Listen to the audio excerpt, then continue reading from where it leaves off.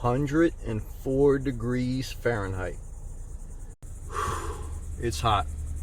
And let me tell you something, if you've never been to Florida in the summer, you haven't walked through the fires of hell.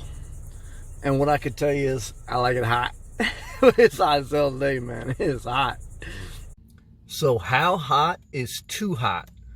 Well, when you live in Florida, you may ask yourself that question, or you may ask yourself that question before you move to Florida. Can I handle the heat? Is it too hot? For me, no. I purposely moved to Florida because I like it hot, like I always share. But I want to give you some insight. One is I want to say that most people, all right, most people are going to spend most of their time indoors with air conditioning. So it doesn't matter if you live in New Jersey, Idaho, Minnesota. Most people, the average person, spends most of their time indoors. They wake up in a house or an apartment, which usually has air conditioning and heating. Then they leave their house, they go to their car. Their car has either air conditioning or heating. Then they drive in their car to their job. Their job is usually inside, has air conditioning or heating. Then they go back outside for like a minute to go back into their car, which has air conditioning and heating. And then they go to a supermarket or to a lunch, to a restaurant that has air conditioning or heating. So really, for most people, the only time they feel the effects of the heat or the outdoors is in the transition from their house to their car, from work back into their car, to the restaurant to their car. That's why many people say either bundle up or, you catch a cold. Well, this is when I was in New Jersey when it was cold outside. It was like you catch a cold when you leave the building and you go to your car, so bundle up. But it's the same thing with the heat, so you only feel the effects of the heat really when you're outside. I mean, you're aware of it. But for me, that's a blessing to be hot outside, because if it's too hot, go inside where people spend most of their time in air conditioning, or I got a boogie board back there. The ocean is Mother Nature's air conditioner. So if you're outside and you're by the ocean and you're in the ocean, you're in water, there's an abundance of water parks in Florida. That's cooling off time. And there's something therapeutic. Physically, our bodies do good with vitamin D.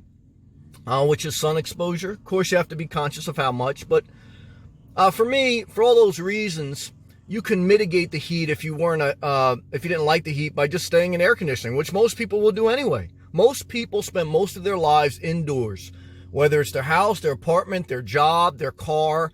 Most people are spending time inside with climate-controlled conditions. I live an odd, abnormal life where I spend 90% of my time outdoors. I live a primitive life, and I really don't use air conditioning other than a fan at night. And I thrive, I do well, and I want to tell you, don't be scared of the heat. The heat is real in Florida. They named an entire basketball team in Miami the Heat, the Miami Heat. There's a reason. It's hot as hell, especially in the summer. But nothing to scare you, okay? Nothing to say that you can't do it, because guess what, guys? People have been living in Florida way longer than you've been alive.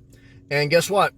In my opinion, it's better than living in New Jersey, better than living in Minnesota. But you should do whatever you want. Some people, their body and their mind adapts better to colder climate. So not everything is for everyone.